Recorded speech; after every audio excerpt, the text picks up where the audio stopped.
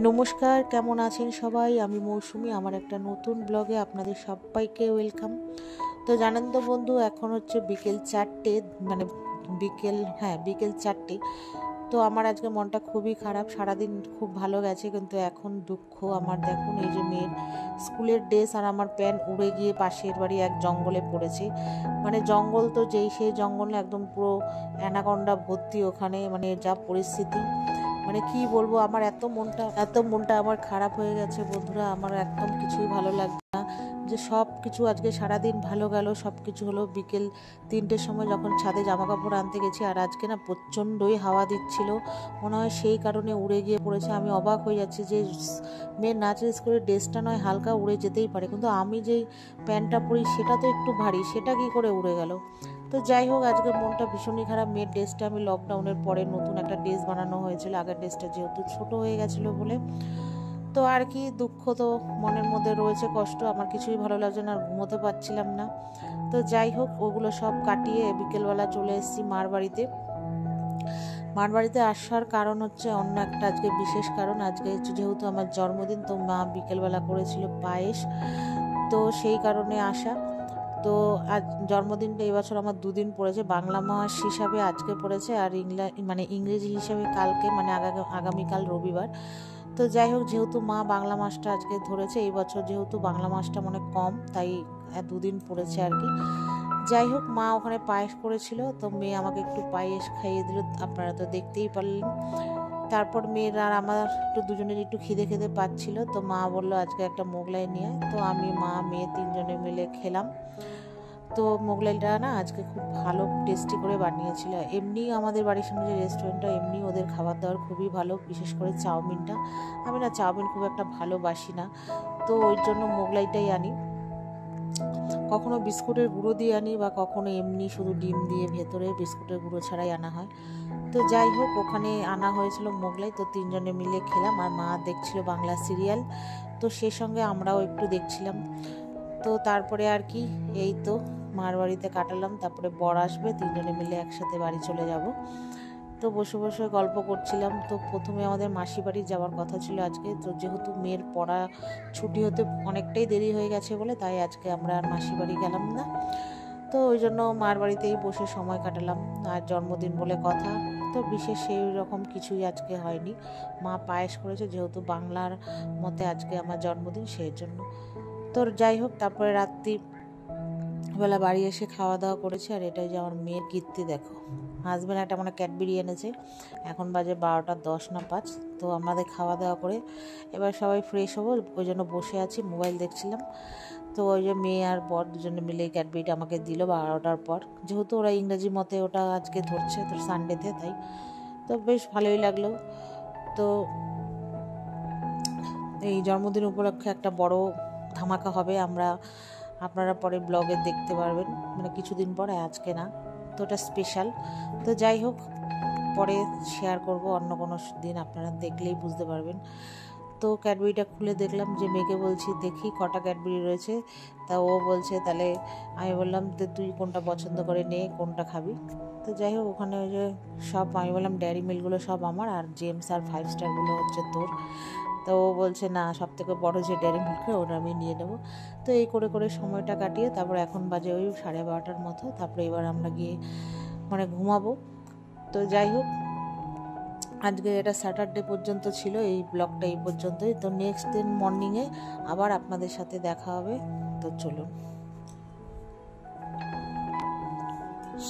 আর মেয়ে আমার সাথে দেখুন খুনসুটি করছে। তো ওর একবার আমার সাথে, একবার ওর বাবার সাথে, এই করেই বেড়াচ্ছে। তো এটা হচ্ছে নেক্সট দিন সানডে। আজকে হচ্ছে মানে ইংরেজি মতে আমার বার্থডে। তো যাই হোক, এখানে আমি মেয়ে পড়তে গেছিলো, ও স্নান টান করে গেছিলো পড়তে। তো আমিও স্নান টান করে পুজো দিয়ে বসে আছি, যাব মার বাড়িতে।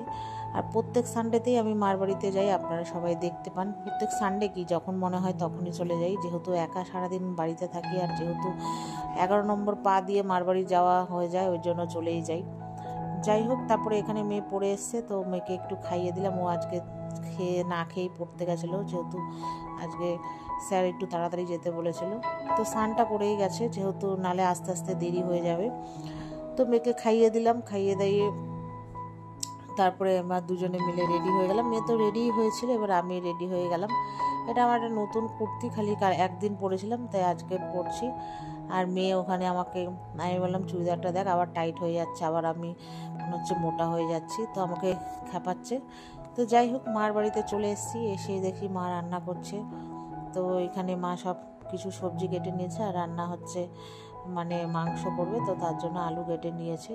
তারপরে ওখান থেকে একটু মাকে দেখিয়ে চলে গেলাম ঘরে। তো এবার একটু নিজে ফ্রেশ হব, যেহেতু সালোয়ারটা পরে তো সারাক্ষণ থাকা যাবে না।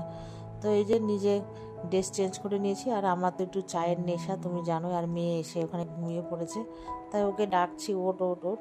তো যাই হোক, তারপর একটু চাটা খেলাম, আর বসে বসে একটু সবার ব্লগ দেখছিলাম, যারা যারা আমার ইউটিউবের ফেভারিট সব ইউটিউবাররা, ওদের ব্লগ দেখছিলাম। তো মেয়েকে অনেকক্ষণ ধরে ডাকছিলাম, ও উঠছিল না। তো তারপরে কিছুক্ষণ পর উঠলো, উঠে চা খেলো।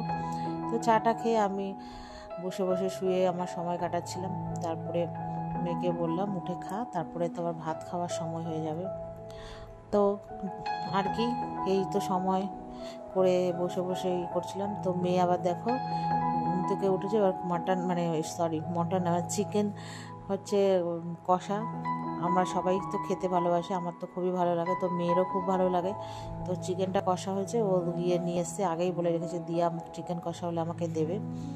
তো ওই যে খেলো, খাওয়া দাওয়ার পরে এবার মা বললো এবারে ভাত খেয়ে নে একবারে। তো মা আজকে দুপুরে রান্না করেছিল ভেজ ডাল, 2 রকমের মাখা করেছিল, আলু মাখা, একটা বেগুন দিয়ে আলু মাখা, আলু পেঁয়াজ কলি ভাজার সব, তারপরে গাজর ফুলকপি দিয়ে, আর করেছিল চিকেন। আর চিকেন বলতে চিকেন কষাও করেছিল, আর চিকেনের ঝোলও করেছিল, আর চাটনি পাঁপড়। আর আগের দিন তো তোমরা পায়েসটা দেখিয়েছো, তোমাদেরকে শেয়ার করেছি।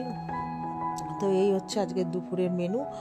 তো আমি আর মেয়ে খেতে বসে পড়েছি, ভাইও আসবে, ভাই স্নানে গেছে, যেহেতু ঘুমোচ্ছিল ভাই, তো ভাই ঘুম থেকে উঠে তারপরে আসবে খেতে। তো এই খাওয়া দাওয়া হচ্ছিল।